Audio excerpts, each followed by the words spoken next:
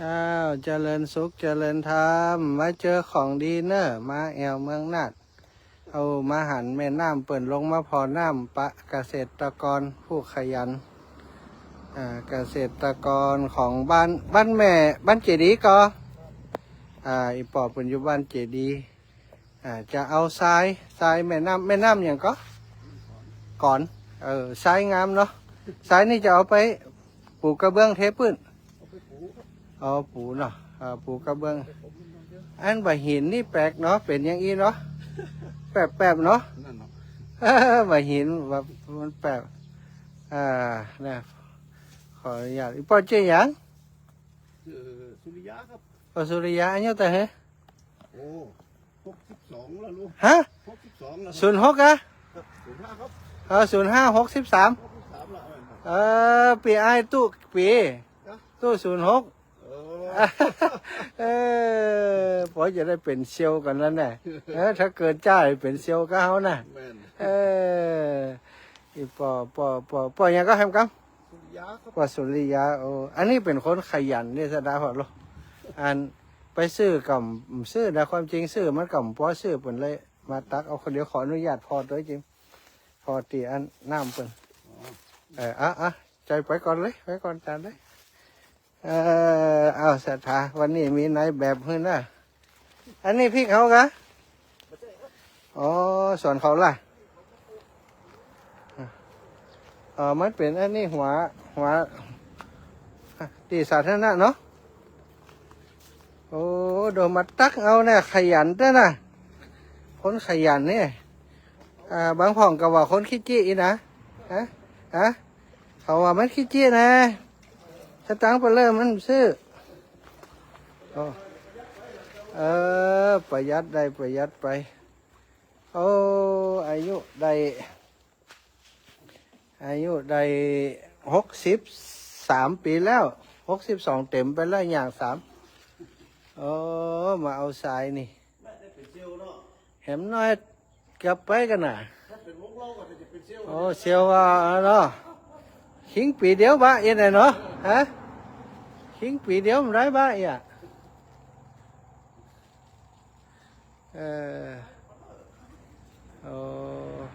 สายเปนเลยเนาะมันมีขี้โปนักก็เนาะน่ะอันนี้เตาเป็นห้องว่าไก่นะกะอันนี้อย่างที่เขียวๆนี่เตาแหละไก่นี่มันจะได้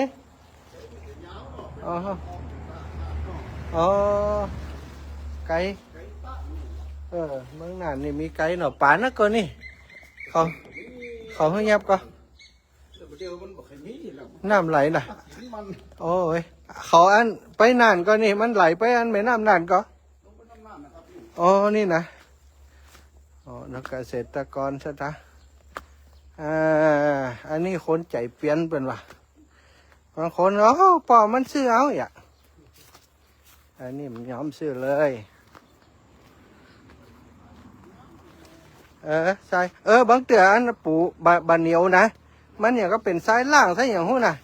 เนาะแต่นะเขาเนี่ยเดี๋ยวนี้เขาว่าซ้ายนี่มันแต่ละแรงเหมือนกันเดี๋ยวซ้ายบางทีนี่ตีเขาจะร้อนเนาะบักกินปูนก้นปูนอยากคลักนะอันโดนี่ไปตักมาคนเดียวเสร็จละอันนี้ก็เกษตรกรปีนี้ปลูกข้าวโพดนะก็ถั่วดินนี่ราคาดีนะปีละได้หลายก็ดูคนเลี้ยงกันนี่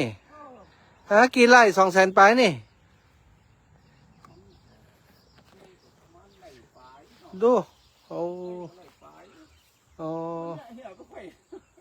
เขาชอบเพ่ไม่ห้างตรงนักอะนี่ทำคือนะสมมติมิตินอนไหนแซะเข้าไปตรงนี่เปลือนี่ห้างตรงว่าเนี่ยตะกี้ข้างนี่ปู่นอนสัก10 คนก็ได้อะเนาะดีเนาะเปลี่ยนแปลงเพื่อคนอื่นนี่เนาะเพื่อคนมาพักไหมอ่ะ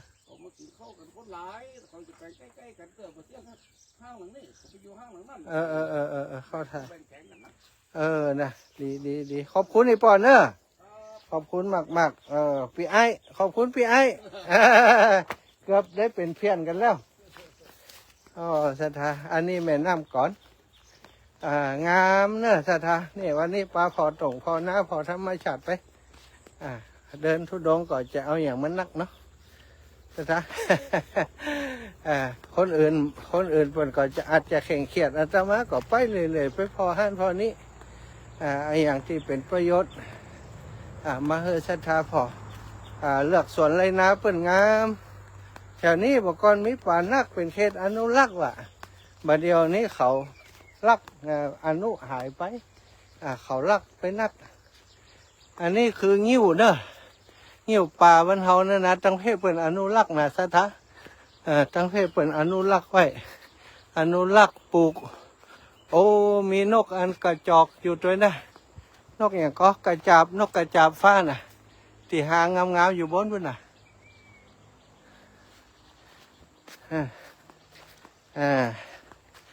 นี่ปลามาลัดตรงลัดน้าเบิ่นโอ้งามแต่น่ะเตาก็งามซะนะหั่นแหมตูบนะห้างตรงนะมันตึงงามตะฮะห้างตรงห้างน้าน้ำปะเลอะปะเตอเปิงผลิตผลของเปิ้นเนาะงามเพราะว่าน้ำมันดีน้ำใสนะแล้วก็อันเกษตรกรเปิ้นเอาใจใส่ไอ้ตะกี้เปิ้นบอกว่าปลูกกี่ไร่ก็ใช่นะปลูกประมาณไร่ไปปีแล้วได้น้อยแต่เฮ้ย200,000ไปอีกว่ะเนี่ยน้อย200,000ไปก็นะโอ้มาพักอยู่เต็มนี่เนาะมาคืนก็จมน้ำเนี่ยอันอย่างก็อาบน้ำ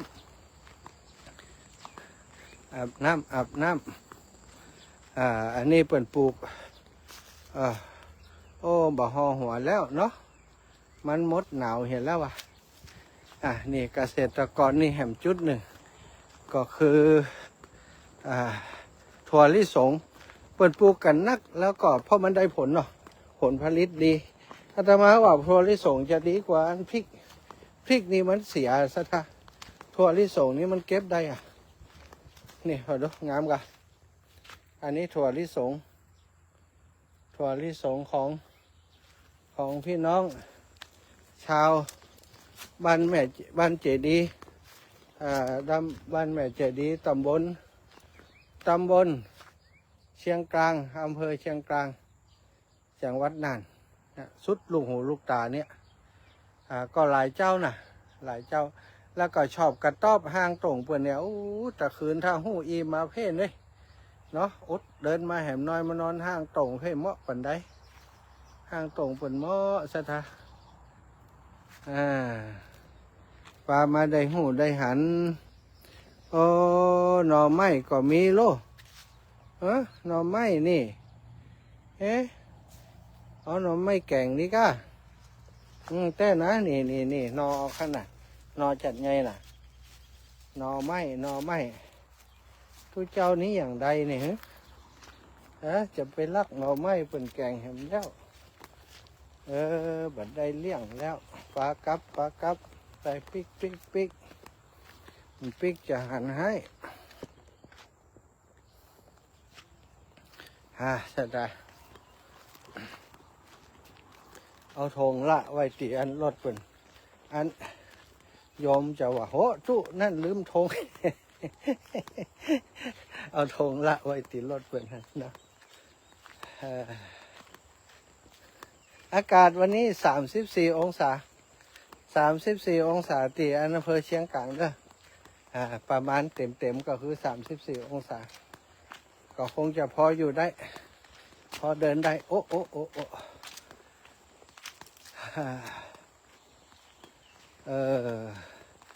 บ้านเปิ่นเมืองเปิ่นก็น่าอยู่น่าอาศัยเด้อเชียงกลางนี่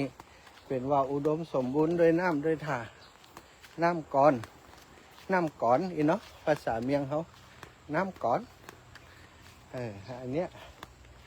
แม่น้ำก่อนได้ปลาสะทาพอแล้ว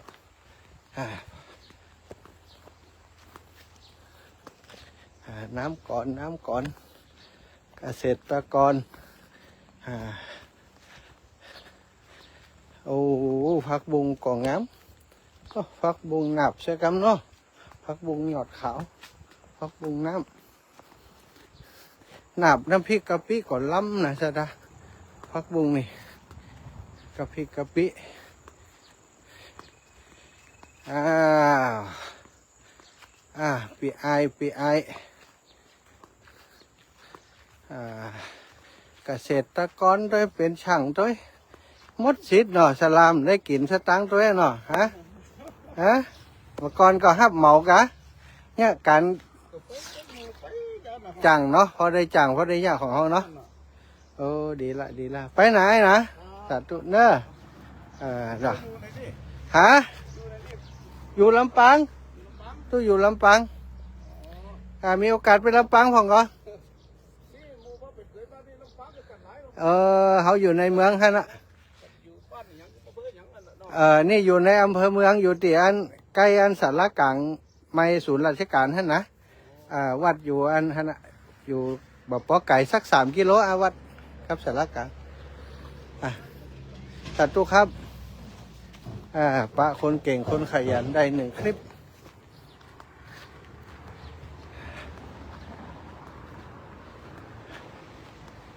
เข้าให้เข้าสวนเปิ่นไปได้จะถึงเนาะแต่ว่าบ่ได้เน้นเรื่องถึงยังได้ไก่ยังได้อันนี้คืออาชีพของเจ้าบ้านอีกอย่างหนึ่งซะนะเปิ่นปลูกไม้ไผ่เป็นอันนี้เป็นรายได้ประจำปีปีหนึ่งตัดเดือนหนึ่งเล่มละ5-6 บาทนะเล่มละ5-6 บาทตัดขายอันนี้เปิ่นเอามากองข้างต่างนี่เต็มเลยเป็นหลายพันเล่มรถก็จะเข้ามาใส่นี่เลยรถก็เข้ามาในหนทางบกรนี้เป็นทางเนาะเดี๋ยวเปิ่นเบี่ยงไปทางปุ่นละ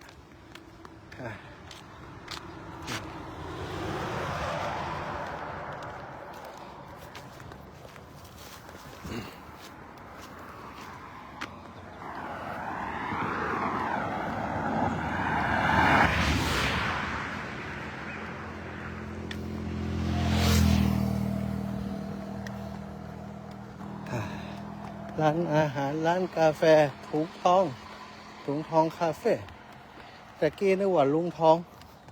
เป็นว่าถุงทองคาเฟ่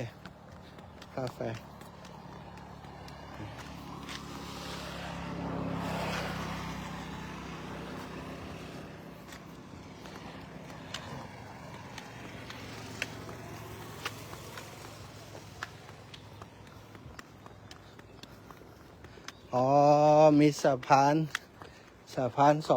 านเก่าสะพานใหม่สะพานเก่านั้นปิดการใช้งานไปแล้วแต่ยังบ่ได้ตุ๊บจ้ะเนาะปีไอเปิ้นนั้นเอาอันสายปืนนี่นี่ตักสายปืนนี่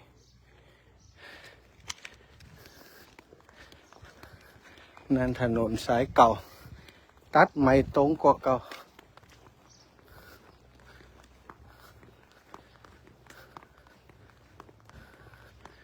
น้ำก่อ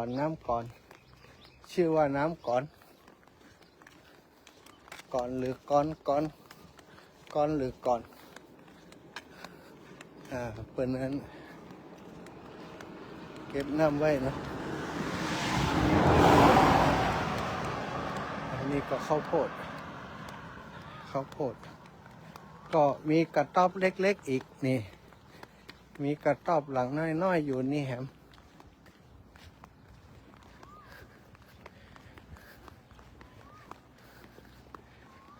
อันนี้รถหลักแมคโครหลักรถไถเนาะรถไถรถเกี่ยวข้าวนี่ทางสายเก่าลบเข้านี้ก็มีตูบแหมมีห้างแหมก็ดูไปโอ้น้ำสมบูรณ์แค่ไหนก็ได้ห้างแหมแล้วนะห้างแหม1 ห้าง เออโอ้นี่แหมห้างเนี่ยห้างน้อยๆนี่แหมห้างนี่เออเออเข้าท่าเนาะโอ้น้ำไหลลินน้ำไหลลินเกษตรกรงามนี่ก็ปลูกพริกนี่ปลูกไว้กินปลูกไว้กินบริโภค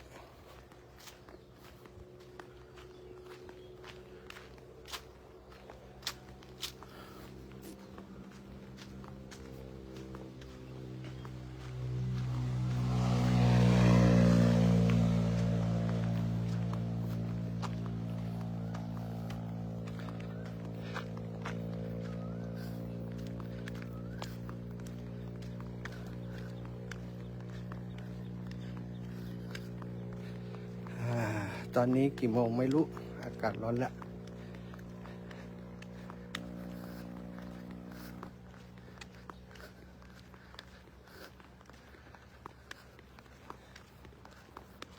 โอ้โหต่างประเทศเกษตรกรน้ำท่าดีดูต่างทำการเกษตรลมต้นไม้ลมเงาต้นไม้ลมเย็นดีลมเงาต้นขามต้นมะขามเนี่ยตูบห้างตรงห้างนาข้าวโพดสลับกับถั่วลิสง